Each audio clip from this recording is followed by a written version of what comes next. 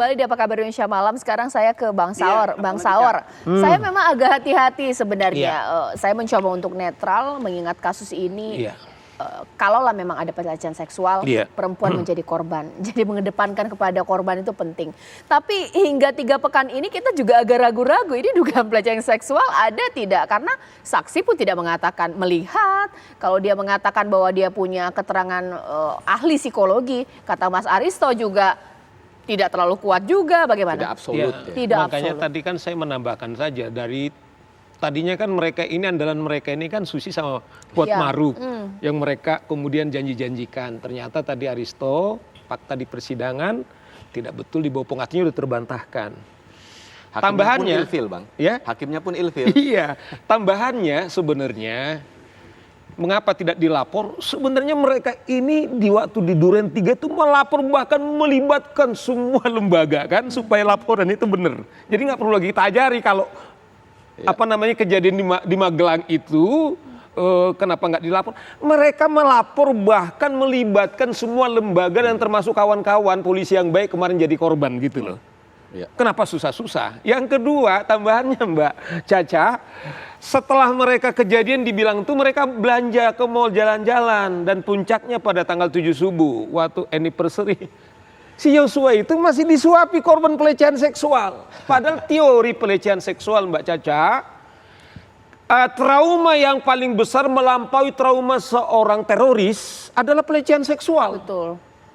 Sekarang tiba-tiba itu yang kita bilang, nah saya melihat begini, tanpa saya suzon ya, kelihatannya pasal 340 menurut saya dalam 2-3 kali sidang ini sama sudah sangat terang benderang karena memang obstruction of justice.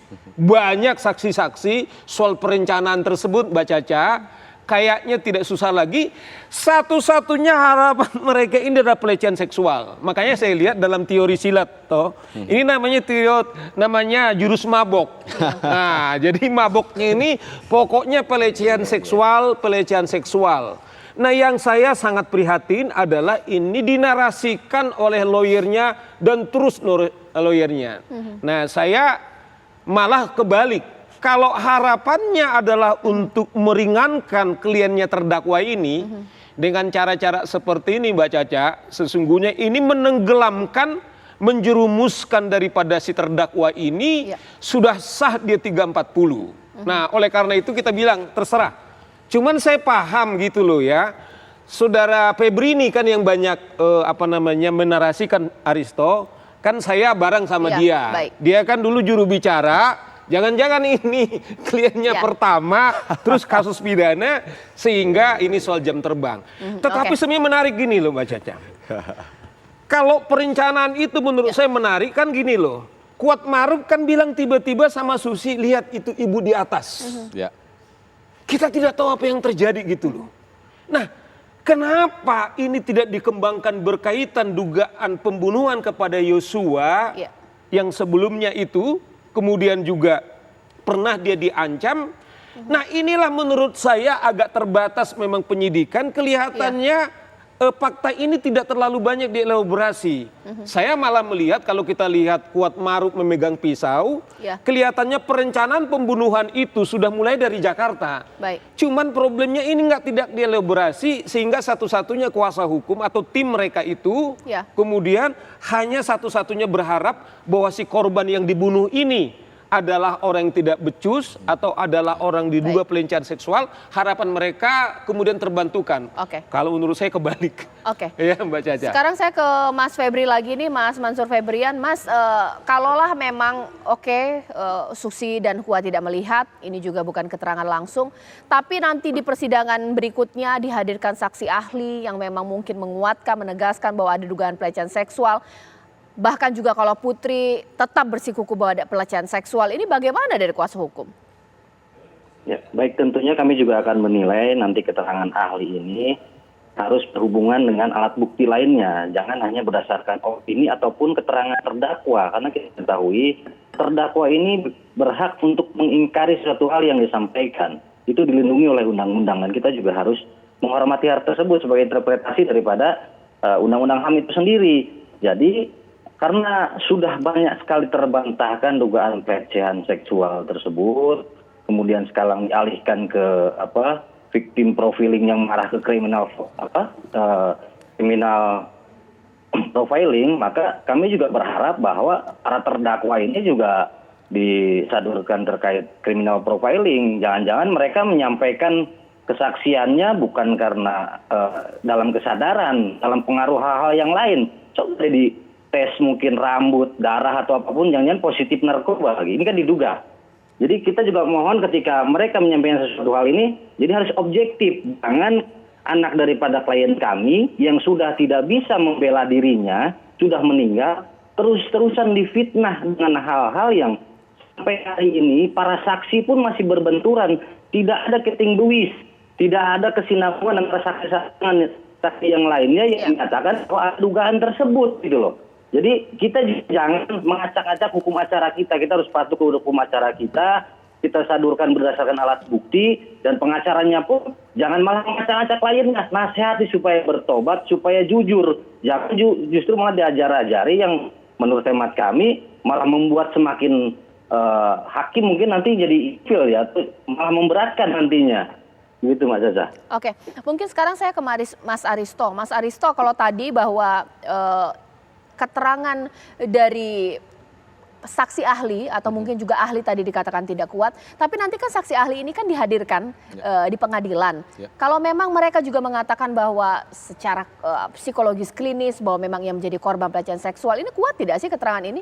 Gini, keterangan ahli itu sendiri kan hanya salah satu dari bukti ya. Ahli itu bukan orang yang mendengar, melihat ya dan menyaksikan suatu peristiwa pidana. Jadi keterangan dia itu bersifat sebenarnya komplementer.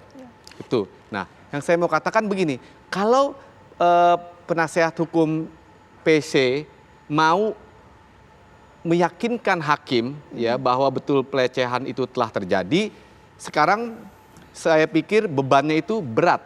Kenapa bebannya berat?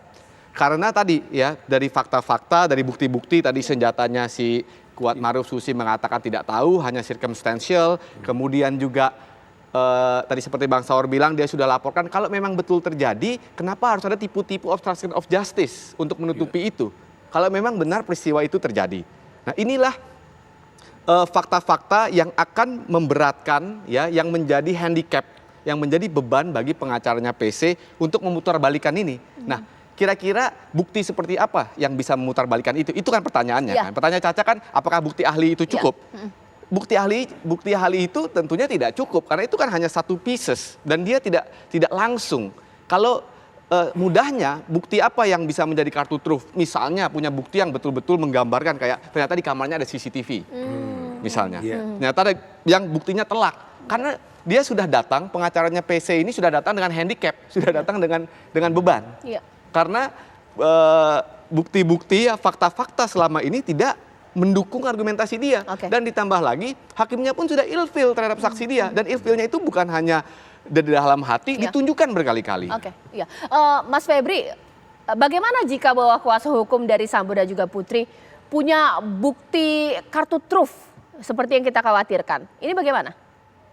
Dari awal kami akan selalu siap. Kami tunggu bukti apa yang menjadi keyakinan mereka terus-terusan menggaungkan adanya dugaan pelecehan seksual.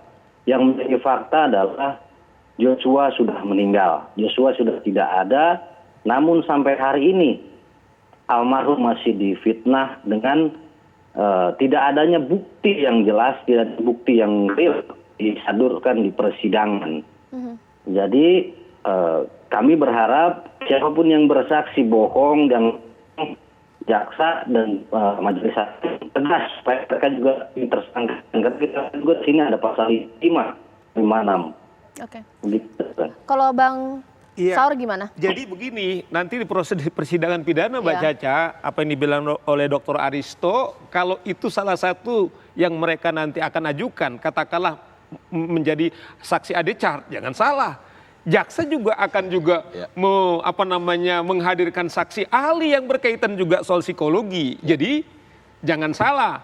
Nanti kemudian juga pasti dugaan saya pasti jaksa penuntut umum juga akan juga menyediakan saksi ahli soal psikologi, soal kasus ini. Nah, oleh karena itu kan kembali kalaupun nanti katakanlah diberikan kesaksian ahli, kan nanti hakim yang menilai ini layak diterima apa tidak. Tetapi kalau narasi-narasi seperti ini yang terus disuarakan, saya bilang itu kalau saya pribadi, bukan saya terlalu optimis, akan menambah keyakinan karena sangat terang benderang kan. Yang dulu dia bilang dia tidak ada di tempat karena PCR, ternyata terbukti dia tidak PCR. Kemudian juga bukti-bukti yang lain soal obstruction of justice ini, soal perencanaan itu sangat sempurna. Nah, oleh karena itu saya kira satu-satunya usul saya begini kepada tim penasihat hukumnya, kalau mereka mau lepas jerat 340, satu-satunya adalah kalau mereka mengaku salah misalnya adalah tulus. Tidak ada cara yang lain, terbuka, tetapi bukan terus menarasikan si korban atau yang terbunuh ini kemudian melakukan pelecehan seksual, ada pribadi ganda lah yang kemudian tiba-tiba tidak ada teori dan lain-lain. Itu sangat menyakitkan. Dan ingat Mbak Caca, saya selalu bilang, kasus ini terbongkar adalah karena partisipasi daripada pers kepada publik, ahli seperti Pak Aristo, dan ini kemudian dijaga terus. Artinya adalah social justice. Itu sangat menentukan juga perjalanan daripada kasus ini. Hentikan fitnah-fitnah yang telah meninggal tersebut, kemudian fokus saja kebaikan daripada klienmu ini. Kalau memang minta maaf, dia tulus saja masih ada waktu. Itu saya kira untuk lepas daripada jerat 340 atau hukuman mati, Mbak Caca.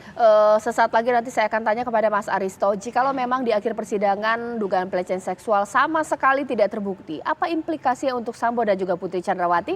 Sesaat lagi. Ya, kembali di Apa Kabar Indonesia Malam, Mas Aristo, jikalau memang nanti di akhir persidangan tidak juga ditemukan kuatnya ada dugaan pelecehan seksual di sini, apa implikasi untuk Putri dan juga Sambo? Ya, pasti hukumannya akan tambah berat. Kenapa? Karena kan narasi dari pelecehan seksual ini kan disiapkan untuk meringankan hukuman supaya ada kausalitas. Oh, ini ada sebabnya kenapa itu terjadi, dan sebabnya itu dicoba digambarkan adalah sebab yang mulia, yaitu memproteksi harga diri keluarga, pelecehan seksual terhadap istri.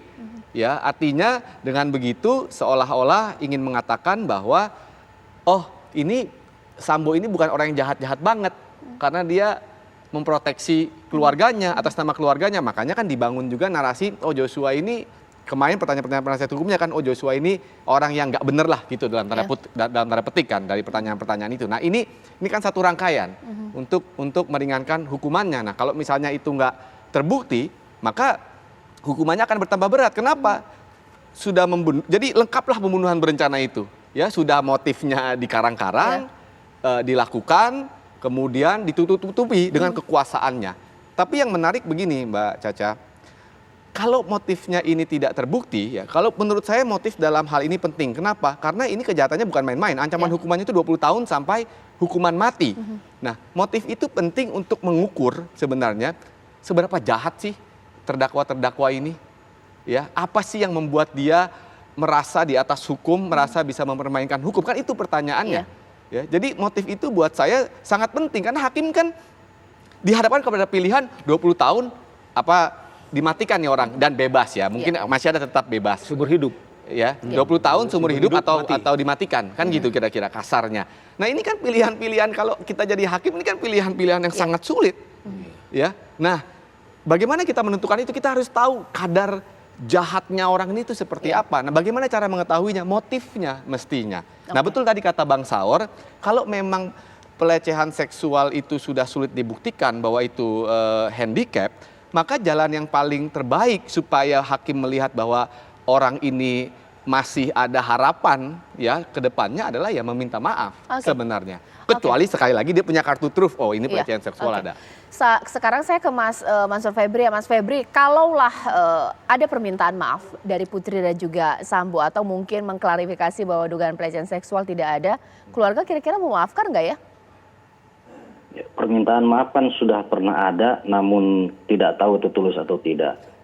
Nanti di kemudian hari putusannya sudah dijatuhkan dan ternyata tidak pernah ada dugaan tersebut dan mereka meminta maaf, menurut hemat kami suatu hal yang sudah terlambat. Meminta maaflah kepada Tuhan tentunya.